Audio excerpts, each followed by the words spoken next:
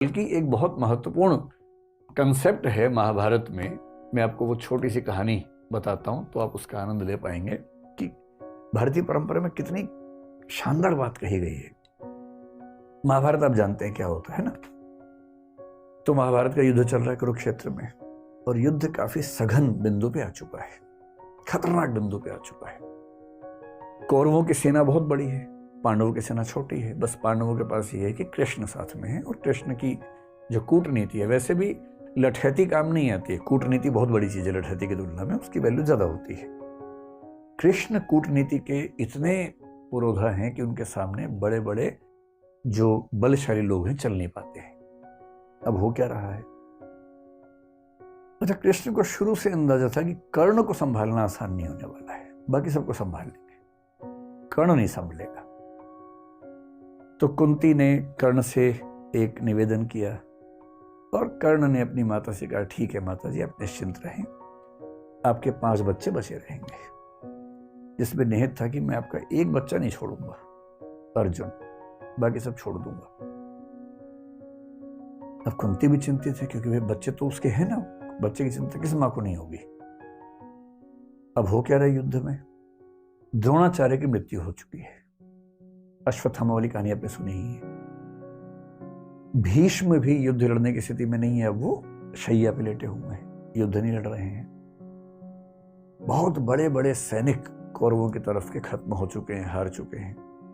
कर्ण control नहीं हो रहा, और पांडव उधेड़बुन में है। युद्ध के बाद शाम की मीटिंग चल रही है।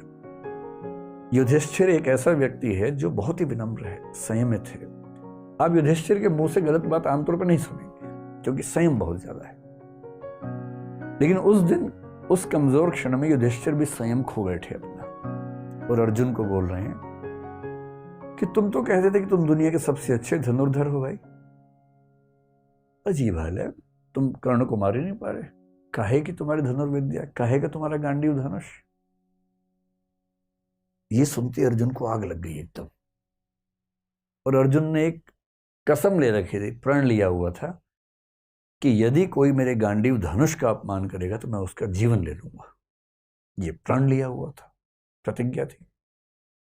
अब मामला फंस गया कि अपमान कर दिया बड़े भाई ने। बड़ा भाई और पिता परंपरा में एक ही माना गया है, तो पिता स्वरूप बड़े भाई ने अपमान कर दिया।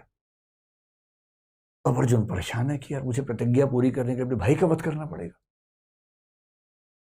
कृष्ण समझ गए कि ये मामला ठीक कर रहा हूं। कृष्ण उसके पास गया, बोले चिंता मत करो यार, रास्ता है इसका। क्या रास्ता है? बोले शास्त्रों में कहा गया है कि पिता का अपमान करना और पिता की हत्या करना बराबर बात है। तो तुम युधिष्ठिर का अपमान कर दो, तुम बड़े भाई के वध के पाप से मुक्त हो जाओगे। उसने कहा ये ठीक रहेगा। तो उसने उसी सभा में वापस जाके बोला, आपने जो जुआ खेला उसकी वजह सब कुछ हो रहा है। आपने ही सारी गड़बड़ की थी। उस दिन आपने पत्नी को दांव पर लगा दिया, राज्य को दांव पर लगा दिया, आपकी वजह से वनवास हम सबको मिला, हम सबका जीना मुश्किल हुआ, ये आप जिम्मेदार हैं इसके। युधिष्ठिर अवाक देख रहे हैं कि ये क्या बोल रहा है भाई, कैसे बोल रहा है। फिर कृष्ण ने संकेत किया, हो गया बस, पर्याप्त है। अब वापस आए। युधिष्ठिर तो चुप हो गए। उदात्त आदमी चुप हो जाता है, ऐसे क्या बोलेगा उसके बाद। अब अर्जुन को गिल्ट फीलिंग बड़ी खतरनाक है। कृष्ण के पास बैठ के बोल रहा है कि मैं ये झेल नहीं सकता।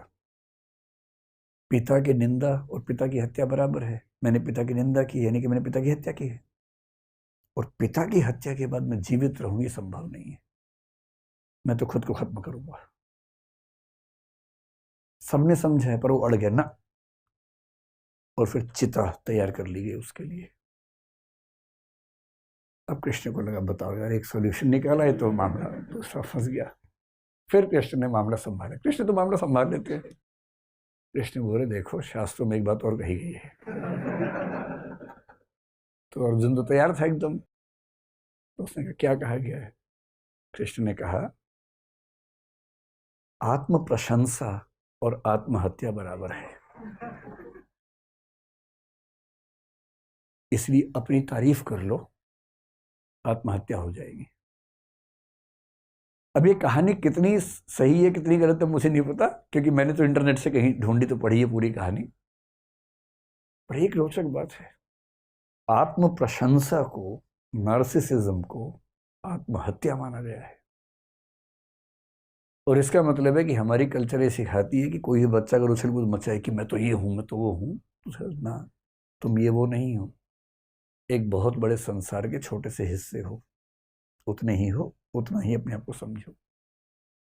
और इसीलिए आपको इंडियन फिलॉसफी, इंडियन लिटरेचर की परंपरा में ऐसे एक से बढ़कर एक लोग दिखेंगे, बहुत योग्य थे पर बड़ा बोल नहीं बोलते थे।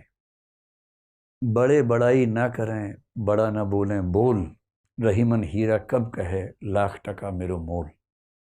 जो बड़ा होता है बड़ाई नहीं करता है अपनी। रहीम कह रहे हीरा कब कहता है कि मेरा मोल लाख टका है, नहीं कहता, कहना भी नहीं चाहिए। क्यों कहना चाहिए? तो रहीम की ये लाइन नार्सिसिज्म के खिलाफ ही तो है।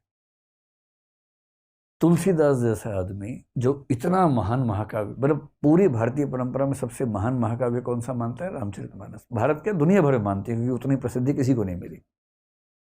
वो आदमी इतनी महान रचना लिखने के बाद भी क्या लिखता है? कवित विवेक एक नहीं मोरे, सत्य कहो लिखी कागज कोरे। यानी कविता करने का विवेक रत्ती भर मेरे अंदर नहीं है, मैं तो जो सच समझता हूं कोरे कागज पर लिख देता हूं, बस इतना ही करता हूं। कवि न हो नहीं बचन प्रवीणु, सकल कला सब विद्याहीनु। ना कवि हूं ना भाषा की प्रवीणता मेरे अंदर है, सारी विद्याओं से हीन हूं, बहुत ही छोटा व्यक्ति हूं।